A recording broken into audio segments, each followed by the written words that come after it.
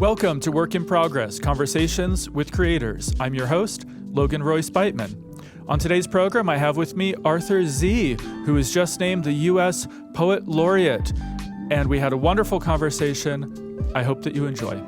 If you enjoy our podcast, please like and subscribe and consider becoming a digital subscriber to the Albuquerque Journal to help us bring you more content like this. You can find this episode and all of our podcasts on the Albuquerque Journal website, abqjournal.com, as well as YouTube, iTunes, and Spotify. See the show notes for a discount code on a digital subscription. Thank you for supporting the Albuquerque Journal, New Mexico's leading news. Hello, Arthur Sze. Thank you so much for being here. Thank you for inviting me. And you've just been named the 25th Poet Laureate of the United States. How does that feel? A bit of a shock and also exciting.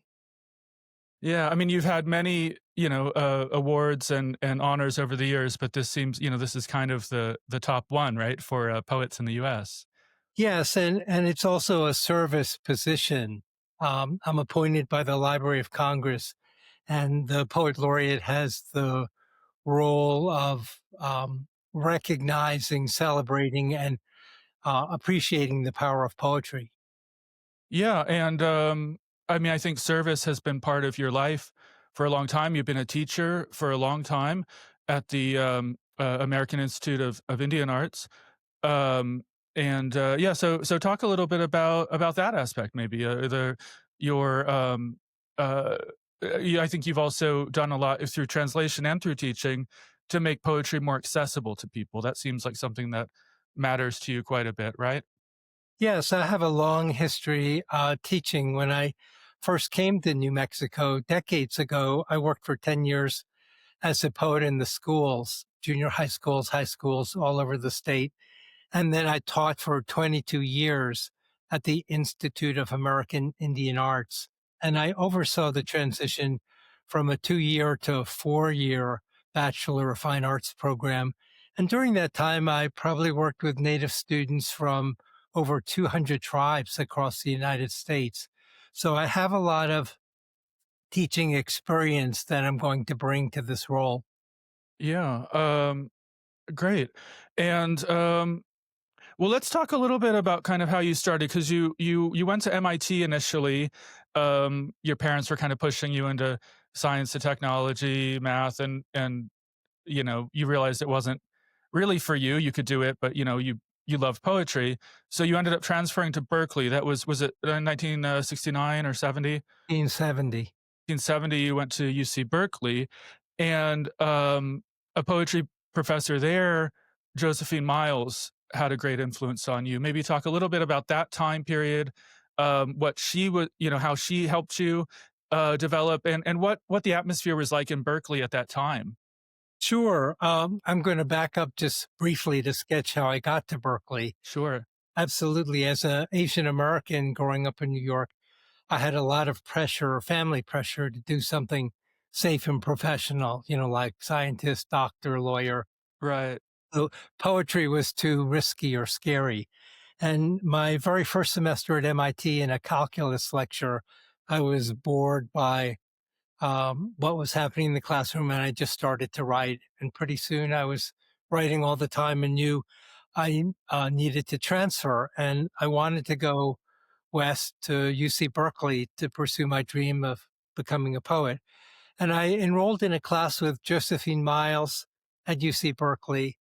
And I went to see her during her office hours. And I told her that I didn't know how I was ever going to graduate from UC Berkeley because I was a transfer student in as a junior. I had science credits. I wanted to study classical Chinese and translate ancient Chinese poetry into English. I wanted to take English classes, but I also wanted, as a magpie, I wanted to take some philosophy, some political science. And I said, I'm never going to fit in a major. And she could have said, look, I'm a university professor. Berkeley has 30,000 students. That's great, but I just don't have time for you. Right. And instead she said, come by my house on Saturday. I'll go over your poems and let's talk over your situation. So I did that. And she said, I'm a university professor. you can take whatever you want. Why don't you just create your own major in poetry, take classical Chinese, take whatever you want. Someday you're going to be a poet and I'll sponsor you. So that was pretty amazing. And before I graduated from Berkeley, I told Josephine, I said, I want to go somewhere in the country I've never been before. I grew up on the East Coast. I've been living in the San Francisco Bay Area. What do you suggest? And she said, why don't you try New Mexico? It's really beautiful. It's really different. See what happens. So that's how you ended up here. Yeah, so I came to Santa Fe. I didn't know anyone. I had a knapsack and my curiosity and Yeah. then two names. And I looked up the two people Josephine recommended. And the second person, Stanley Noyes, was the director of the New Mexico Poetry in the Schools program.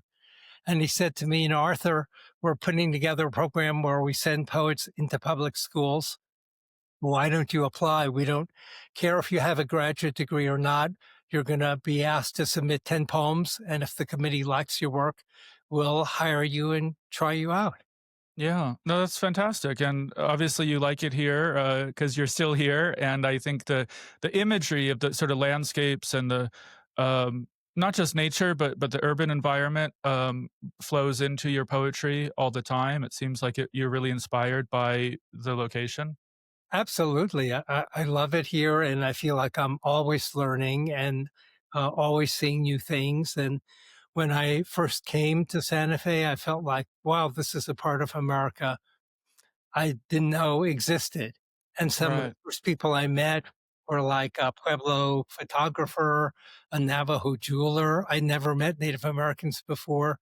As an Asian American, I felt an affinity to them and also the sort of landscape and the light, which everyone remarks on were amazing. And yeah, I love it here. Talk more about the affinity, that you felt, as a Chinese American with, indigenous people that you were meeting, and is that also, would you say, like, in your poetry too, your poetics or aesthetics, that there's any relation between the cultures? There's a close relation between the cultures, although it's never been explicitly stated. And I say that because during the time I taught the 22 years at the Institute of American Indian Arts, I created a particular class that was foundational that all the emerging Native poets took. It was called the Poetic Image. And I walked Native students through classical Chinese poems, character by character, stroke by stroke, and I showed them how the language works. And one of the things that struck me immediately about Chinese poetry and Native perspective was I told the students, you have to think of like an ancient Chinese painting where there's a huge mountain landscape with waterfalls, and there's a tiny person in the corner sort of walking on a road. The sense of man in nature, there's a sense of humility, a sense of man being very small in the scheme of things. And the European tradition very much foregrounds the self, and it's a very different feeling. So Native students immediately tuned into that sense of, or that connection between man and nature and that sense of reverence and being a small part of a larger cosmos. Yeah, oh, that's beautiful, and that's a beautiful connection. In those Chinese landscape paintings too, though, there is always like a pathway in, right? It's not just, so, and I think that that's maybe, also in your poetry, no matter how much it sort of meanders, we can follow through the path, I think, I right? hope so. Yes. You do a lot of sort of sequential poems where, it's not just the one poem as a sort of discrete object, but, and talk a little bit about that and how you got started, doing that. Sure. So when I first started writing my own poems in English, as I said, I turned to translating classical Chinese poetry to dig deeper into my own background and heritage, and also because I felt I could learn from that tradition. So I learned how to foreground imagery, how to keep the verbs present tense, for instance, how to even use simultaneity. But my model for writing my own poems in English was like writing a poem in English that was very compact, intense, but maybe like 15 to 20 lines long, very concise. And I did that through my 20s. And then when I got to about 30, I suddenly started to feel that form was claustrophobic, was a little too contained.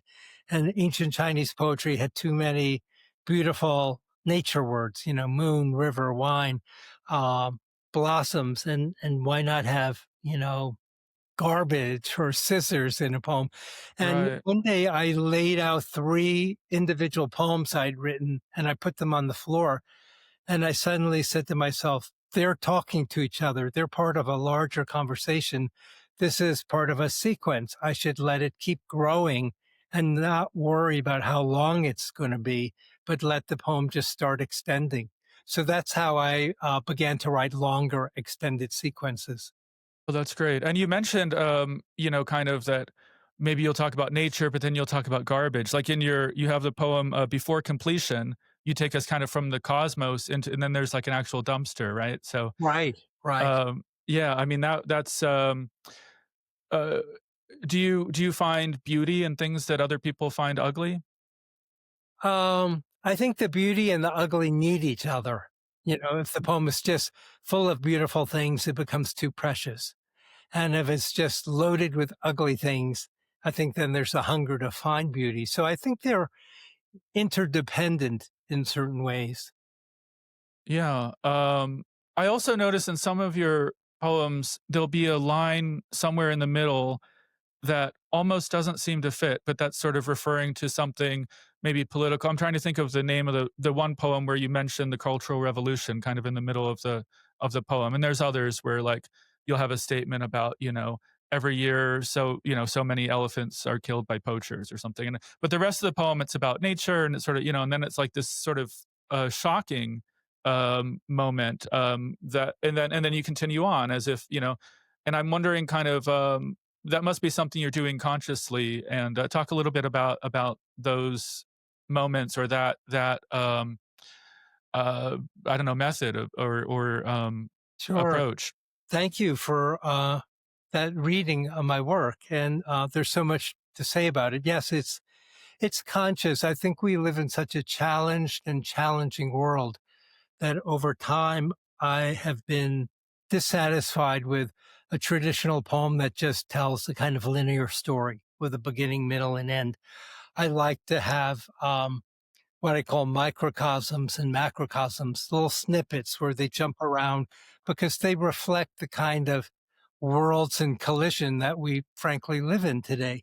And so I could be writing about something beautiful in nature, and then suddenly there's the recognition that every 5 minutes an elephant is shot for its tusks, Yeah. that you can't just sort of revel in the beauty of nature without recognizing certain other things. Or there might be a moment coming out of family history where I'm suddenly thinking of a relative or knowing somebody who was shot and executed in China during the Cultural Revolution. I think, as we all live in the world, we also have all of these associations through memory, through family history, and they're there. And rather than like try and suppress them in a poem and just say, I'm only focusing on this, one of the things I like to do in my more recent work is to layer the poem, to allow surprise, to allow juxtapositions and switches that you don't initially understand, but that intuitively you can trust that they're touching on something deeper. So I like to think of those sort of phrases like tips of icebergs. There's a Mm. lot sort of below the surface or behind the language that's hinted at that the reader might have to work with, but still it's part of the experience of the poem. And it's interesting too because there are poets who sort of announce themselves as being political poets, and it's like you read the poem beginning to end, it's all these kind of polemic statements, and this is such a different way of that, political or social or environmental issues will enter almost like, a fleeting thought.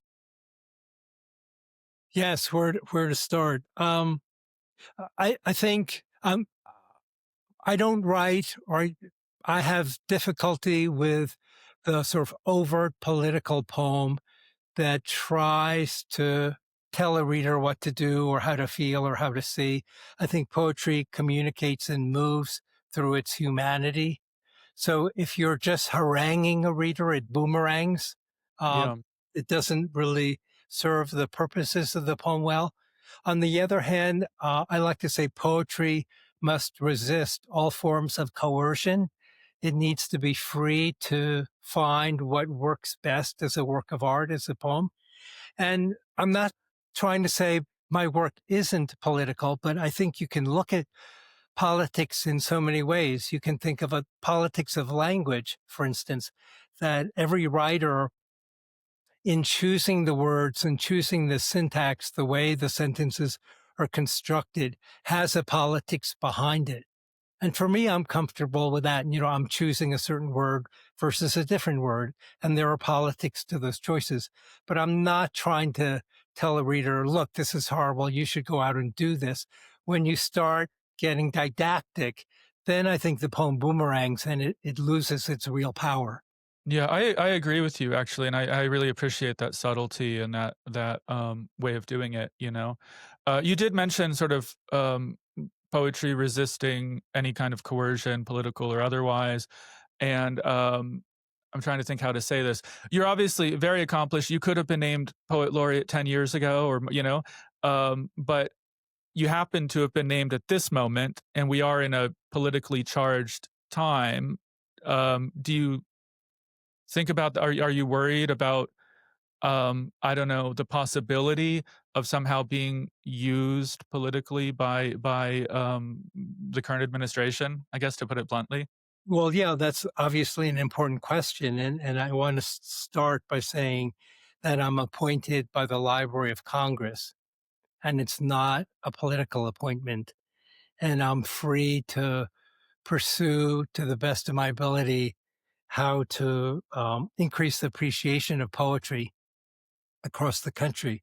So I feel like I'm going to do what I need to do as a poet. And I have an idea, which is, each poet laureate has a particular project. Ada Lee Yeah. worked with poems in nature, and she put poems in national parks. I mean, I love the English language. It's so composite. I was thinking, I hope this is okay. I'm giving you a long answer. I don't mind, we have plenty of time. I was thinking like how the word avocado comes from Aztec and Yeah. from Nahuatl, and it probably traveled up the trade routes up the Rio Grande into New Mexico and across the country.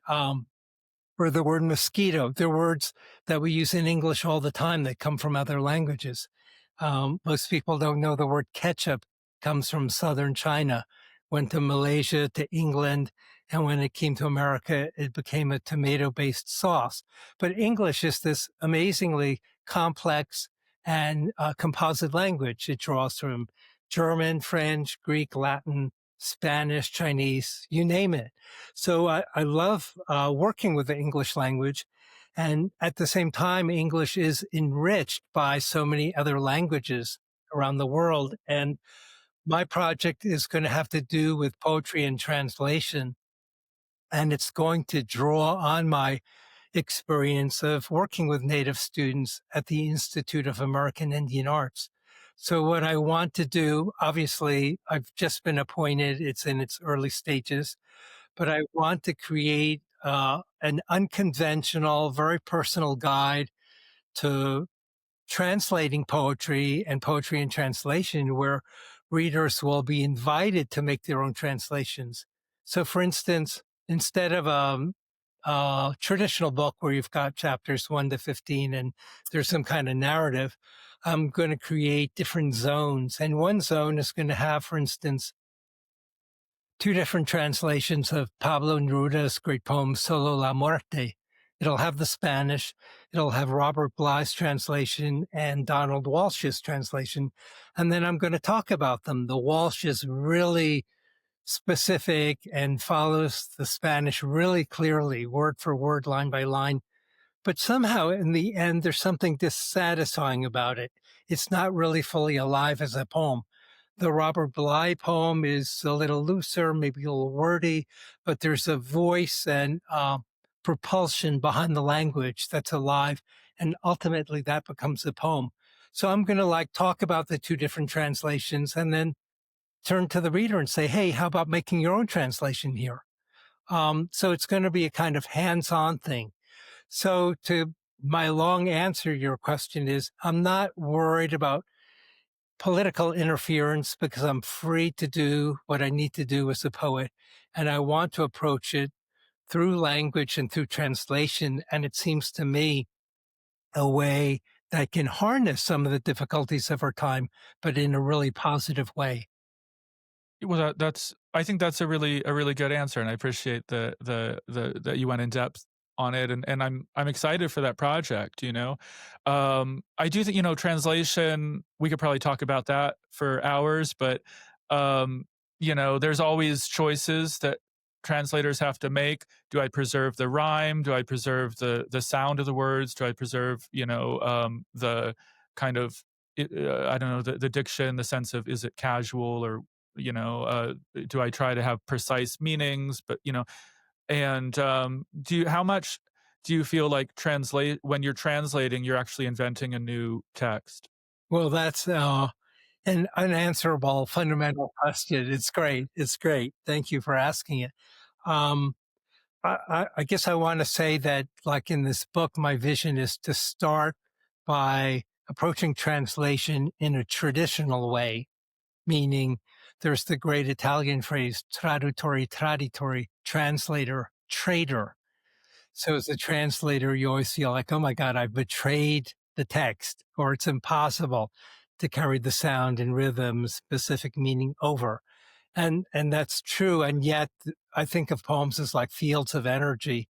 So one of the things I want to do, for instance, is take an ancient Chinese poem and lay out three different translations of the same poem in English, and not to denigrate one and say, oh, this is great, this is terrible, but to say, look, each translator found some aspect of that poem in the original to bring forward, to carry over, which is the word translate, to bring over into English, and look at how these translators do it. What can you do? I want it to be interactive, so a reader doesn't think, oh, well, here are 50 poems Arthur likes. I've read it. I'm done. I want the reader to say, okay, I've read these three. I could try my hand at it. And if someone who's never done a translation before has to do that, they'll approach language completely differently. They'll have to think of the issues you just raised, like, do I go for the meaning? Do I try and go for the sound? Maybe the sound gets sacrificed. How do I negotiate all of these elements?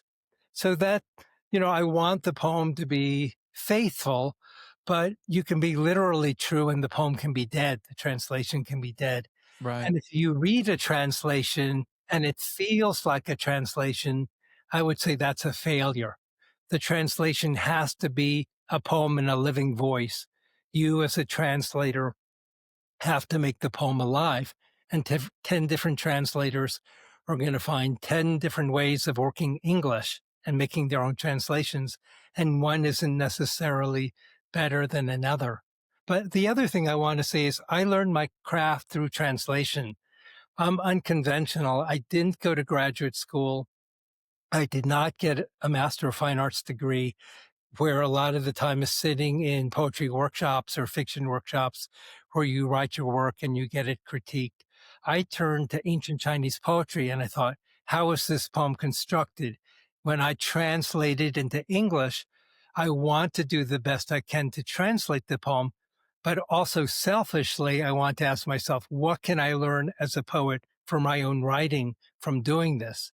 So the other stage to my book is to try and get people to expand their idea of what translation can be, that you can excavate a text, that you can transform a text. Yeah. And thinking about that, I mean, it's almost kind of like, if someone wants to be a painter, at least in the old days, they have them copy the old masters. Right. It feels a little bit like that to translate the classical Chinese works. Yeah, absolutely. In the beginning, there's a sense of apprenticeship.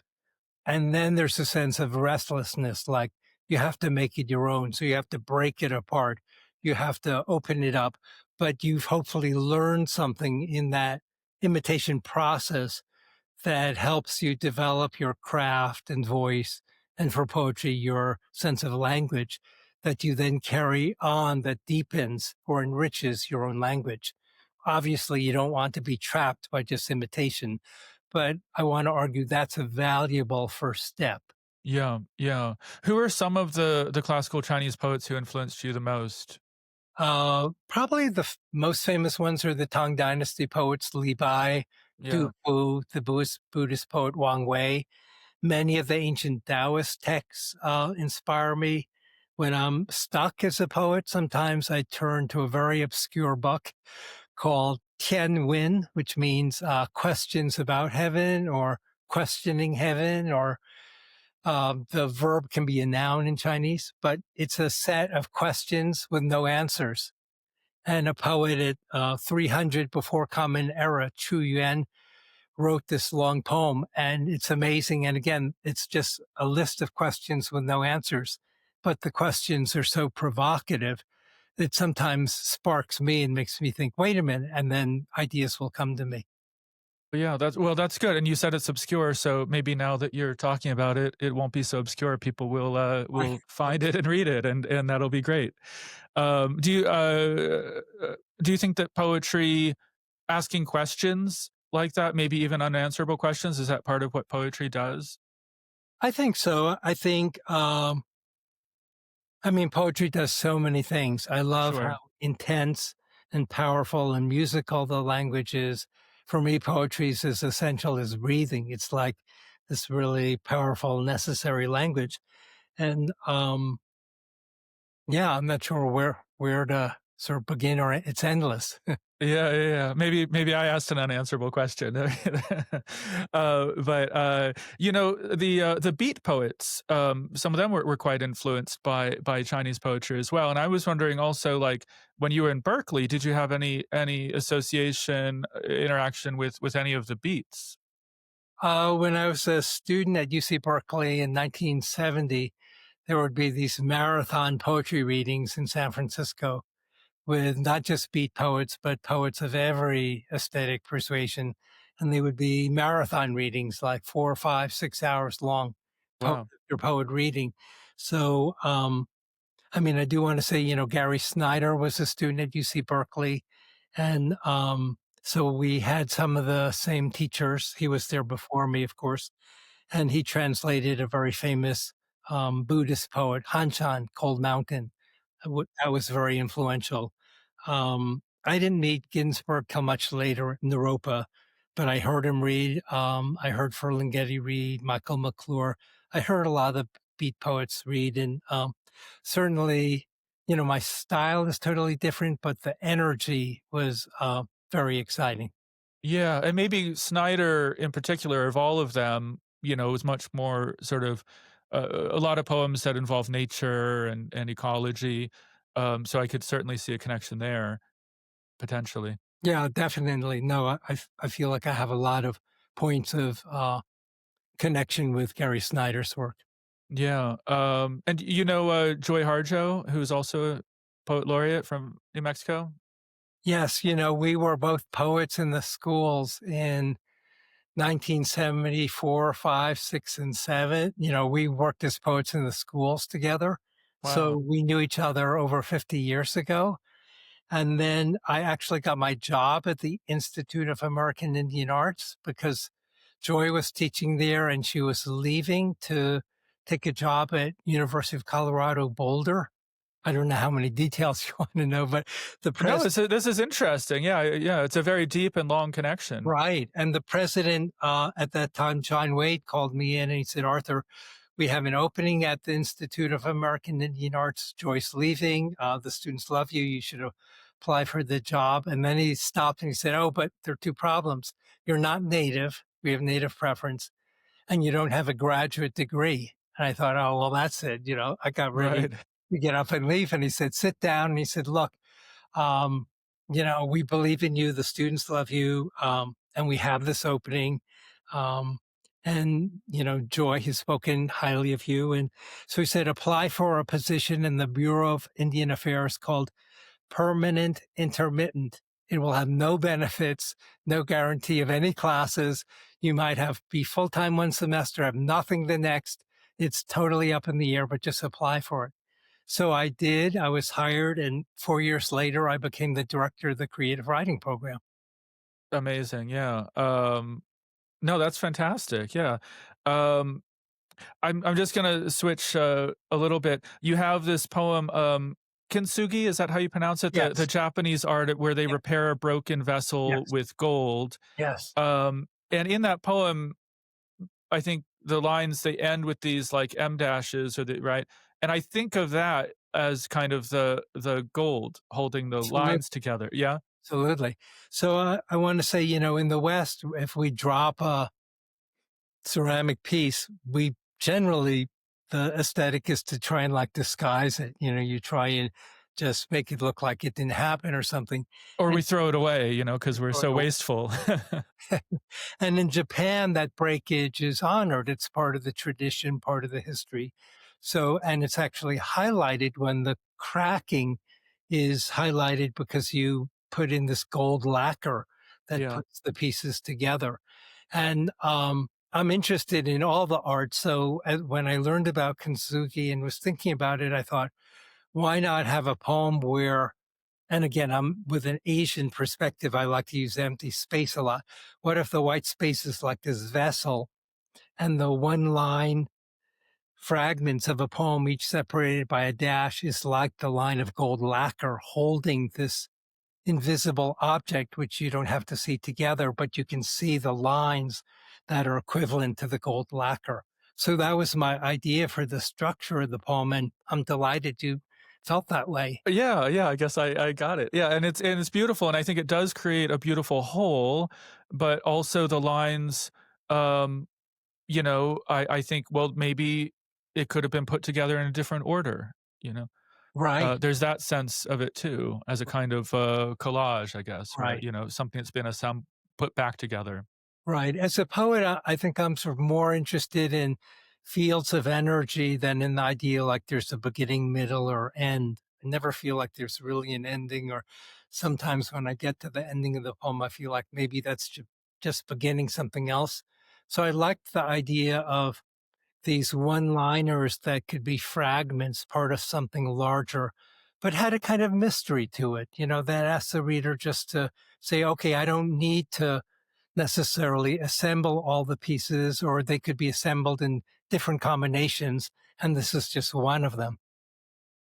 To what extent do you, like, as you're just going about your everyday life, walking through the park or whatever you're doing, kinda collect little fragments of ideas or things you're observing, and then actually, like, assemble those later into a poem, or do you sit down and kinda write, like, "I'm gonna write a poem now"? Um, well, I have a certain time of day that I love to write, which is before sunrise. So I'm up really early. I like to write at like 5 in the morning, but not with an agenda like I'm going to write a poem today. For me, getting up at like 5, not being awake, being a little hungry, in a slightly dream state, that's my most creative time where I can't really control the language, but almost like in a semi dream state, I can free associate. So I can write out phrases and not worry about putting them together in a poem. Someone said to me, "Oh, Arthur, you're so prolific. Your collected poems is 500 pages." And I said, "Yes, but that's 50 years of writing. It's only 10 pages a year. Or every day, actually, that's pretty slow, if you look at it from that sense." So I like to not hurry the poem, but I do, if I'm walking, sometimes I'll see things. I do carry a small notebook with me and I'll jot down a phrase, or sometimes I'll be traveling and hear something. Um, Oftentimes when I'm traveling, there isn't time to like sit down and say, let me see what's going to happen in 3 hours.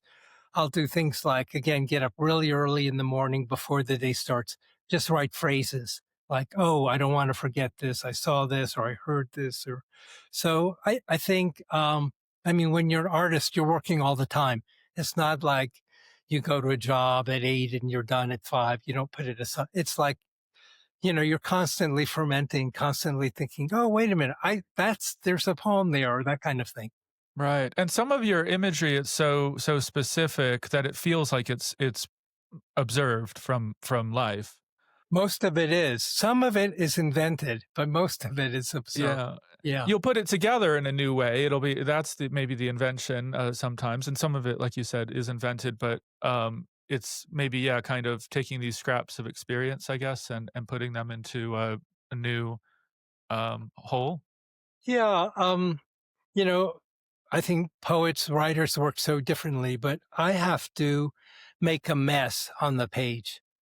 Meaning I can't sit down and say, okay, now I'm going to write a poem and here it is. That kind of agenda doesn't work at all for me. What happens for me is I just write and make a mess. And my process is, oh, I thought when I sat down, I had this idea I was going to write about this to make a poem.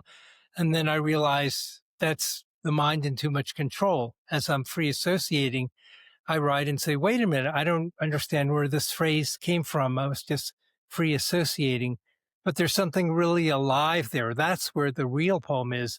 And I need to just sort of shed all the ideas I had beforehand and sort of grow this phrase or these phrases like seeds. And so then the writing process becomes much slower. Again, I sort of like, sometimes I feel like I'm hacking through brambles to like clear a path. It's not like, here's the poem, here are the words. It doesn't happen like that for me. That's interesting, and, yeah, I mean, the idea of hacking through brambles, or earlier you mentioned, sort of silence or empty space. I think, we're so used to thinking of, like, poetry as an additive process, words, after one another, but I think there's a sense of, like, subtraction being important to you too. Yeah, it's like a dialectic. They need each other. So I like poems rich in visual images. And I'm coming back to the Kintsugi poem that you talked about, which has one line stanzas. And the shape of it, a line and then empty space, a line of language, empty space is really important. That empty space is there calculated musically, like as a silence in music. So it gives a reader a moment to take in what's just happened. If I write line after line after line, it's too overwhelming for a reader. But if Yeah. I give a line and a reader has a moment to say, oh, wait a minute.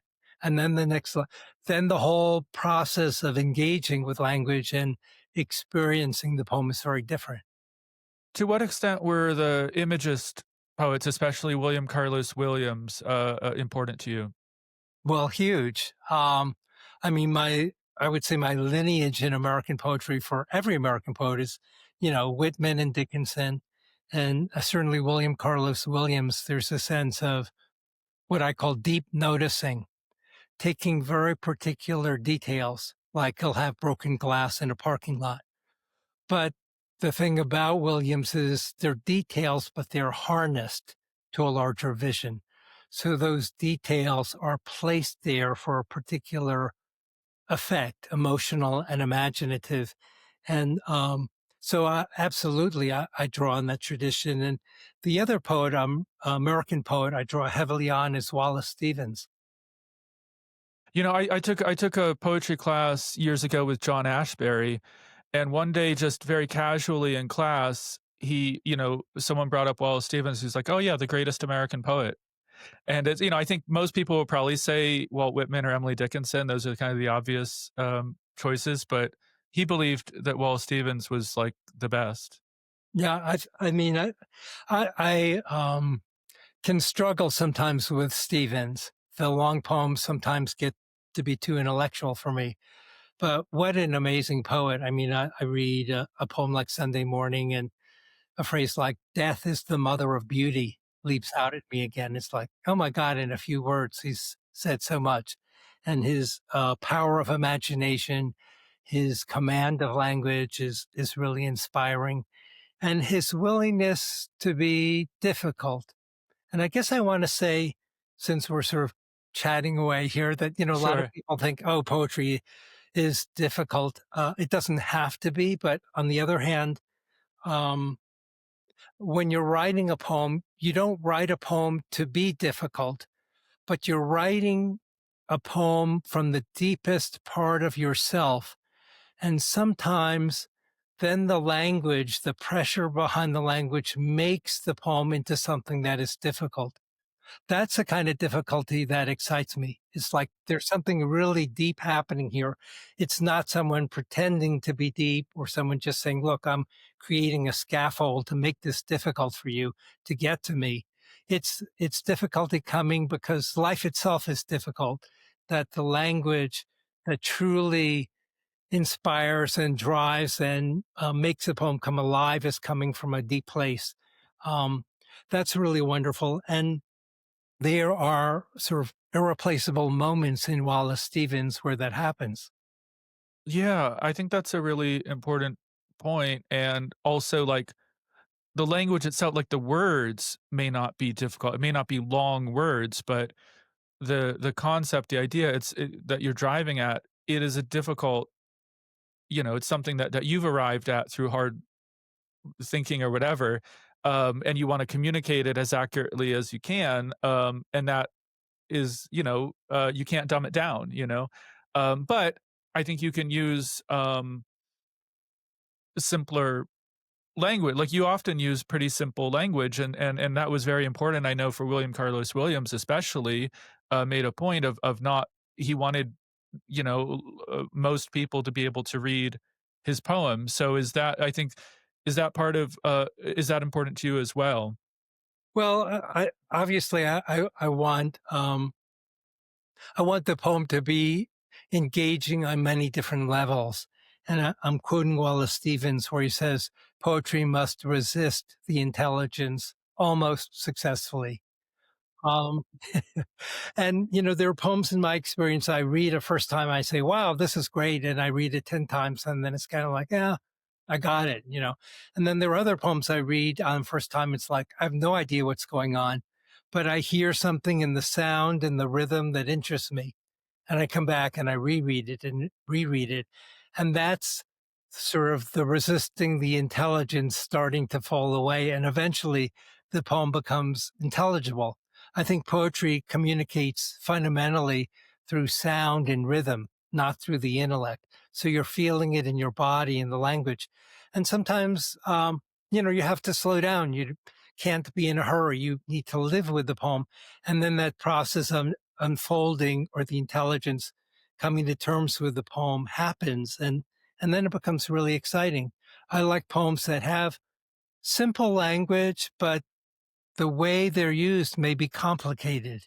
So on the one hand, the simplicity can pull you into the poem, but I like poems that you have to live with, that you read and reread and think, wait a minute, I didn't see that. Now I see that. I want to reread the poem. And each time when you start to discover or see new things, then for me, that's really exciting. It's like the poem has depth, it has vitality, and it's sort of living. Oh, that's wonderful. In all the years you've been teaching, you ever get students who are, kind of, scared of poetry or resistant, or they don't they haven't been exposed to very much, and then, you're able to kind of, help them, I don't know, appreciate it, sort of opens things up for them? Yeah, absolutely. In my years of teaching at the Institute of American Indian Arts, some of my best students came in saying, oh my God, Arthur, we have to take the poetry class because we're writing majors. And poetry's going to have to rhyme. It's going to be difficult. It's good, and they're already shaking, and they haven't even sat down. And I'm like, wait a minute, this is ridiculous.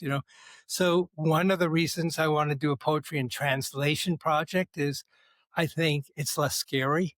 It's more fun to take someone else's language and say, hey, I can transpose that. I can play with that. I can find a way to then write my own poems through translation. But I would tell students, beginning students at IIA, look, forget about whether it's a poem or not. The important thing is you like language, you're interested in language, just write and write from a deep place. And don't worry about, oh, Arthur wants to see a poem. Just write with intensity and I'll work with you and we'll figure things out. Yeah. And you said some of those have become your best students. Have any of them, or any of your students, former students, gone on to become poets, like, full time? Yes, I did an interview with Esther Berlin for Poetry Magazine. And it was kind of amazing because when I started at the Institute of American Indian Arts, it was only a 2-year college. And 22 years later, it was a 4-year, but still undergraduate college. And we were in the interview counting the number of poets who have gone on to become students who became poets. And I think there were 16 students who are now professional poets, from Layli Long Soldier, who received the National Book Critics Circle Award. D.G. Okpik was a finalist for the Pulitzer Prize. Sherwin Bitsui, Orlando White, Jennifer Forrester. The names of students goes on and on. It's amazing. I had the privilege and honor, really, of mentoring a whole generation of younger Native poets who have emerged. That's wonderful. That must feel really great to have that kind of as part of your legacy. Um, so you said that you like to write in the mornings. Did you write this morning? Um, I did some revising this morning. Okay, can I ask you what you were revising? I have a poem in one-line stanzas called Reconciliation. And I was reading the poem aloud just here in my writing studio, and I just saw a few phrases I wanted to change. So Yeah. yeah, No, that's interesting. Do you do that often? Like, you read the poem aloud because is it important to you how it sounds and not just on the page? it is. I mean, sometimes I'm physically saying the word aloud. Sometimes I'm just sort of mentally hearing it. But absolutely, the sounds are really important to me. Yeah.